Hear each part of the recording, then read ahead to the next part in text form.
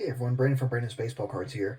I'm coming at you with a baseball card exchange mail day. I got 6 rack packs in the mail that I've been waiting for quite some time. Baseball Card Exchange has actually had a delay in their orders because they've actually, there's been a rack pack top load. The holders that they put their rack packs in when they authenticate them, there's been a shortage. And so I've been waiting for these for about 2 months, and there's some really, really rare and cool rack packs in this order. So I'm just going to show 4, and then I'm going to get 2 additional ones out. I just couldn't fit 6 on my table here. So the first, this is a 1985 Topps rack pack, and it has, of course, Mike Schmidt on top, an all-star, but also Harold Baines, one of the newest members of the Baseball Hall of Fame. I just love the Harold Baines card. Very, very cool card. And the price was great on that. And the price on 85 unopened material, 85 boxes and 85 rack packs is skyrocketed. But I was able to get this one for a good price. The next 3 are some of the most expensive rack packs that I have added to my collection. The first, this is a 1984 O-Pee-Chee rack pack. And if you follow my channel, and if you've seen some of my other videos on rack packs, you know that O-Pee-Chee rack packs are very, very rare, generally, whether it's hockey or baseball, but especially baseball. And the only real years where O-Pee-Chee actually had rack packs was 1980, where they had wax rack packs, and then 1984, where they were produced a very limited quantity of the rack packs like the one that you are seeing right here.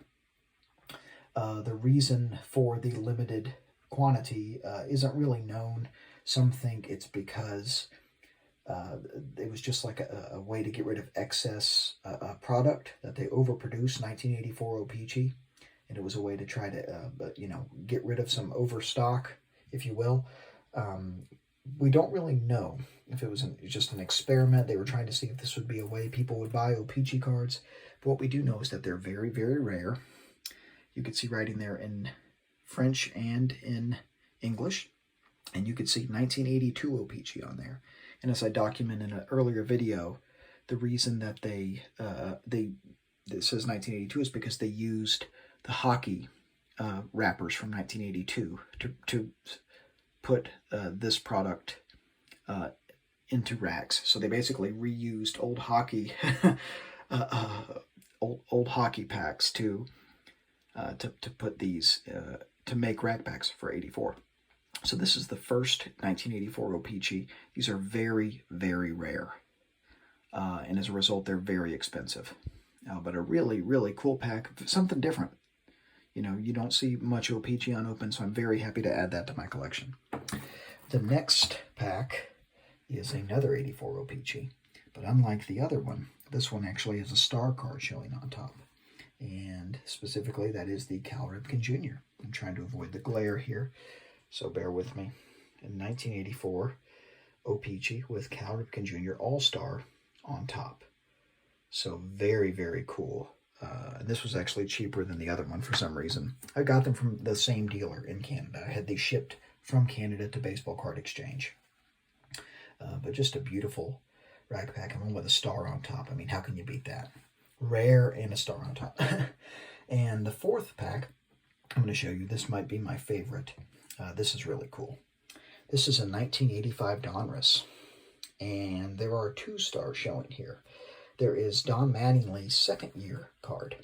Everyone loves the 1984 Donruss Don Mattingly. This is his 1985 card sitting right on top. And right next to that is the Dwight Gooden rookie card. So 2 star cards showing on top. One, a well-known rookie card from the 80s, one of the best pitchers of the mid-80s, and a second year of Donnie baseball. So neither of these players are Hall of Famers, but very difficult to find. There are probably a handful of these with these particular cards showing on top. And with rack packs, that means rarity. You know, this combination of players on top is very hard to come by. And the fact that the 2 players on top, 2 of the 3 are, one's Don Mattingly and the other's Dwight Gooden, makes this a very, very desirable pack for a pack collector such as myself. So that's probably my favorite that came. And then I have two others, and they're not a big deal, but I think they're cool. One, this is a 1982 Fleer wax rack. And again, when we say wax rack, we mean that there are, I'm going to show you the back, there are 3 wax packs in this. And it just hung up, hold on, this is not the most, there we go. It just hung up, you know, on the rack, and you could take it home, and there are three wax packs in there, each with 15 cards. So 45 total cards. Really, really cool. Love the logo. I didn't have one of this, of this year, and I try to get at least one example of each year. So I have an 83 Fleer. I have a couple of 84 Fleer rack packs. This is my first 82 Fleer. And so funny story, I actually purchased this, or attempted to purchase this, from the Baseball Card Exchange. And Steve Hart sent me the notification email, letting me know that my packs were good and that my order was ready. And he sent me a total, and it was about $20 cheaper than what it should have been. And what happened was he had mistakenly not charged me for this pack. I sent him an email and said, I think you did not charge me for this pack. And he said, you're right. I appreciate you being honest. He ran my bank information, and I got a bank statement, and I noticed that he actually didn't charge me for this pack, even after I told him. I sent him an email and said, you still didn't charge me for the pack. He said, I know you're a good customer. It's free. So that is Steve Hart and Baseball Card Exchange in a nutshell. They are really, really good people, and they really take care of their customers. So really nice pack. Very happy to add it. Not super rare, but you don't see them everywhere, and a lot of these are being opened. So forgive me while I put that down, while I reach and get the final one. Here, you can look at a few while I... Pretty cool, happy with this. This is actually different. This is a 1995, I'm going to hold it this way, a 1995-96 basketball, Fleer basketball rack pack. And this is not obviously vintage baseball, but I really like basketball. I really like Michael Jordan cards from this era. And mid-90s basketball on open product is actually very hard to get your hands on.